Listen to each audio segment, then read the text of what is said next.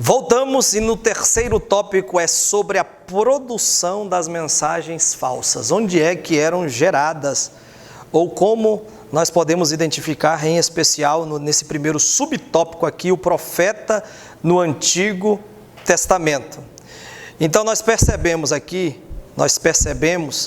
que os profetas do Antigo Testamento, os legítimos profetas, como eu disse, tinham um profundo relacionamento com o Senhor. E onde eles chegavam, eles eram aí recepcionados de forma fora do comum. Percebemos isso na recepção de Jessé, quando Samuel chegou lá para ungir um rei dentre os seus filhos. Ele já fica ali bem agitado e na expectativa de que o profeta iria fazer ali. Então a expectativa era grande por causa da sua conduta, da sua vida, do seu profundo relacionamento com o Senhor. Mas nós percebemos aqui que, não obstante a isso, quando esses mensageiros se destacavam e aonde existiam mensageiros que se diziam profetas do Senhor, eles sempre combatiam ou iam contrário, escarneciam, diziam: Deus não falou através desse coisa nenhuma, e baseavam a sua fala na conveniência, na aliança ou no relacionamento que tinham com aqueles reis, governadores, que em especial do povo de Deus precisavam andar regido pela palavra do Senhor, mas eles profetizavam palavras que não estavam dentro da vontade de Deus. Então nós percebemos que existia vários profetas que se destacaram. Temos aqui, o comentarista coloca sobre o profeta Aías, né? Sobre aquele profeta que profetizou naquele tempo dos reis. Nós temos demais profetas que se levantavam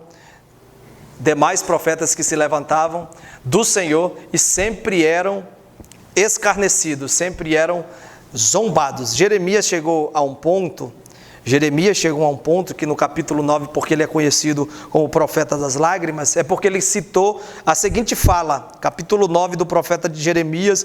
Ele diz assim: prover a Deus, que a minha cabeça, olha só, a situação do homem, se transformasse em águas, ou seja, quem me dera que Deus transformasse a minha cabeça em uma grande caixa d'água, e os meus olhos em duas torneiras que estivessem abertas, então eu choraria de dia e de noite, pela miséria, pelo pecado, pela situação que o povo se encontra. Porque não obstante Jeremias ser um profeta levantado por Deus, vemos isso no capítulo 1, chamado por Deus, existiam vários opositores que ali se opunha às palavras do profeta Jeremias. Então nós percebemos aqui, dentro dessa geração, desse primeiro subtópico de mensagens falsas, se existe geração de mensagens falsas por falsos profetas, existem também uma expectativa do povo que deseja ouvir aquilo que satisfaz a sua própria vontade, o seu próprio desejo, o seu próprio ego, a sua própria condição, às vezes, destoada da vontade de Deus, condição pecaminosa. E aí a gente entra naquela questão em que Jesus disse que quem se constitui amigo de Deus, amigo do mundo, se constitui inimigo de Deus. Não existe comunhão entre luz e trevas. Então nós percebemos que o povo de Deus, os verdadeiros profetas, eles sempre foram destratados por aqueles que se levantavam em nome de Deus, mas estavam desvinculados da sua vida, da sua comunhão, da sua aliança com o Senhor. Segundo subtópico aqui, sobre portadores de mensagens falsas. Existe essa produção e também existe aí essa transmissão. Diácono Fábio Júnior, com toda a liberdade, ele já vai comentar o segundo subtópico desse terceiro tópico e também o terceiro, e aí a gente já vai para a conclusão. Fábio Júnior, com toda a liberdade. Muito bem, meus irmãos, dando sequência aqui sobre a geração das mensagens falsas, agora o subtópico de número 2, os portadores de mensagens falsas. Então nós vimos que o falso profeta, ele fala em nome de Deus, mas uma mensagem que ela pode vir de suas próprias emoções para agradar o seu ego ou o ego do ouvinte, dos seus próprios desejos, e pode vir também da parte de Satanás para enganar o povo de Deus em todas as épocas. Na antiga aliança, o povo de Israel em particular, e nos nossos dias, a igreja do Senhor. Mas o falso profeta é identificado pelas falsas mensagens, né?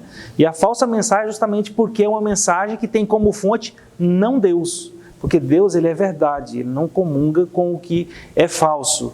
Deus comunga com o que é verdadeiro. Quando ele entrega uma mensagem, essa mensagem é verdadeira, porque ele é, em essência, também verdade. Mas os portadores de mensagens falsas, profetas que diziam aquilo que o Senhor não tinha dito, né? Eles se constituíam enquanto isso. Quando nós lemos os 3 versículos da nossa leitura bíblica em classe, o versículo 6, o versículo 7 e o versículo 8, nós vamos ver essa indignação do Senhor em relação a esses profetas que diziam palavras que Deus não tinha dito, palavras de mentira.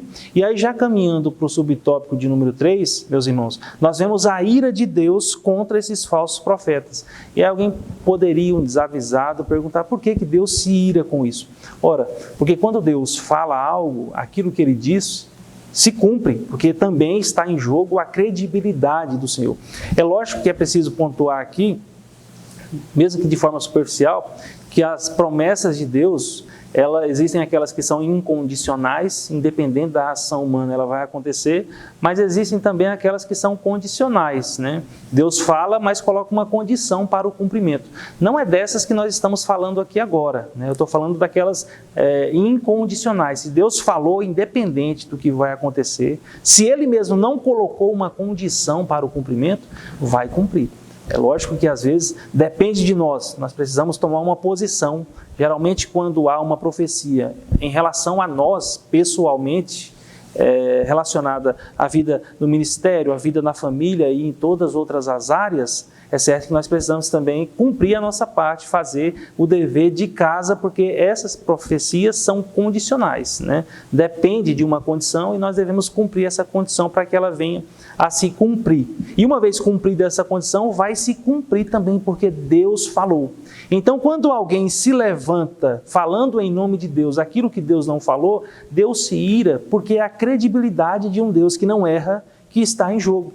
Aí daqui a pouco os erros começam a acontecer, as profecias começam a não se cumprir e aquele que recebeu a palavra, ao invés de atribuir ao falso profeta, não, vai dizer que Deus se esqueceu. E era essa a condição do povo de Israel. Deus havia se esquecido, porque tinha falado pelos profetas e não estava cumprindo. E além disso, não é somente porque Deus está preocupado com o ego dele, porque alguém está falando em nome dele, não é isso. É porque Deus também nos ama. E Ele sabe que seguir uma fala errônea, uma fala mentirosa, vai nos conduzir para o abismo. E isso nunca foi vontade de Deus. Quando Deus falou na antiga aliança através dos seus profetas para o povo de Israel, era para que o povo não fosse conduzido para o abismo. Era por amor ao povo, para trazer o povo novamente para os caminhos traçados por Deus, para as boas obras preparadas por Deus para que eles andassem nela. Da mesma forma, hoje é assim. Quando Deus fala através dos seus profetas, hoje nós falamos mais no espírito da profecia, a função profética da igreja, né? A igreja tem a voz profética do mundo, a igreja é mais em conjunto. Quando Deus fala através da igreja é porque Ele quer trazer o povo para os seus caminhos. E então, de repente, se levanta alguém falando em nome de Deus uma mentira, e ao invés de trazer para os caminhos do Senhor, acaba antecipando o encontro com o abismo dessas pessoas. Então Deus se ira, Deus que ama o pecador e quer de toda forma trazer ele para si, Ele fica irado quando alguém se levanta em nome dele falando o que ele não disse, né? Deus se ira com isso. Quando nós olhamos para a antiga aliança, e aí nós conseguimos identificar isso, o comentador até coloca aqui na sua lição como referência, Deuteronômio capítulo 13, versículo 1 ao 5, 18, versículo 20 ao 22, nós vemos algo relacionado de que o profeta que mentisse lá, ele morreria. Se ele falasse algo em nome do Senhor e aquilo não se cumprisse, ele morreria mesmo, né? Seria morto, extirpado de entre o povo.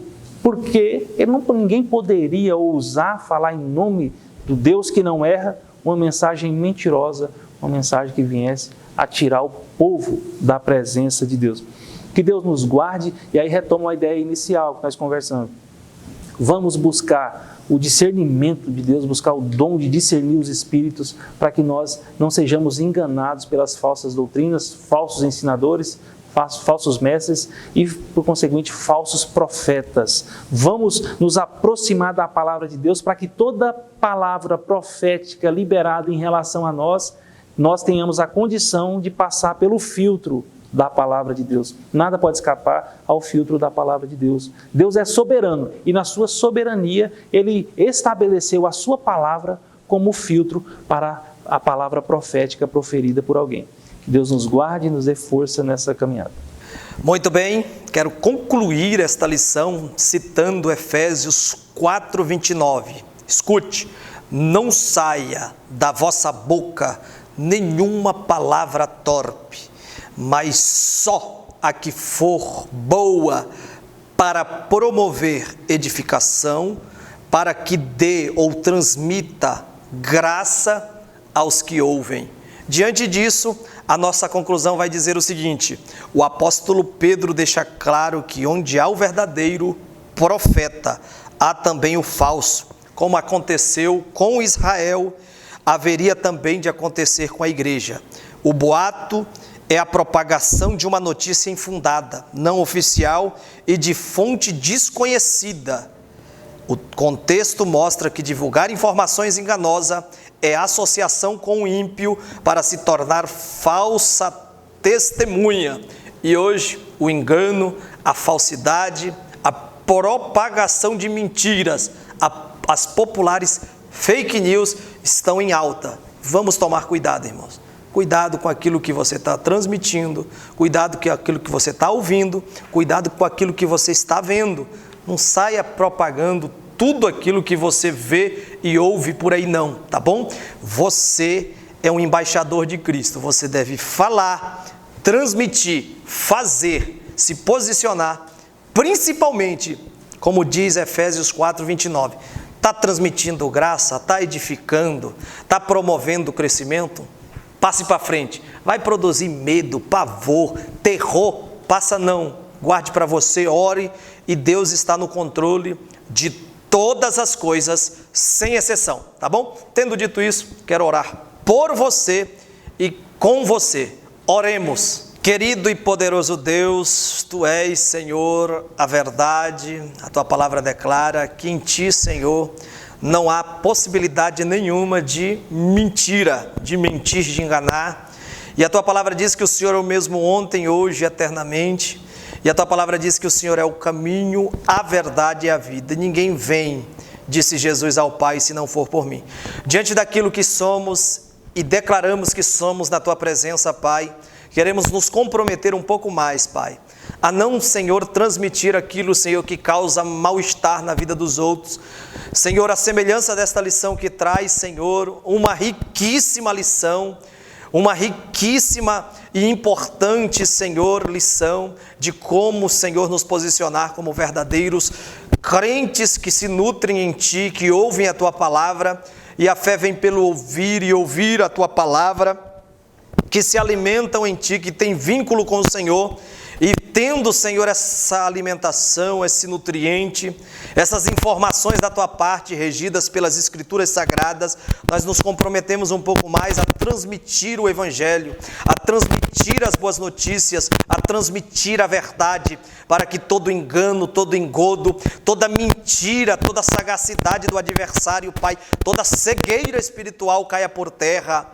Senhor, em nome de Jesus, usa a nossa voz, usa, Senhor, aquilo que temos, usa os nossos aparelhos, Pai, a qual nos relacionamos na mídia, para propagar, transmitir a verdade, transmitir aquilo que edifica, aquilo que transmite graça. Senhor, tira da nossa vida, Pai, a transmissão daquilo que não glorifica o Teu nome, daquilo que não saiu da Tua, Senhor, vontade para a nossa vida, Pai, neste tempo trabalhoso que estamos vivendo. Senhor, que o Senhor venha aplicar estas riquezas, Senhor, esses riquíssimos ensinamentos, Pai, através desta lição, em cada vida, em cada coração, e este, Pai, muito sabiamente possa compartilhar, transmitir, e no primeiro momento, Pai, pegar o seu aparelho e compartilhar este link com alguém que precisa ser tocado, precisa ser liberto, precisa ser orientado, Senhor, em nome para a glória de Jesus, nós oramos e cremos assim.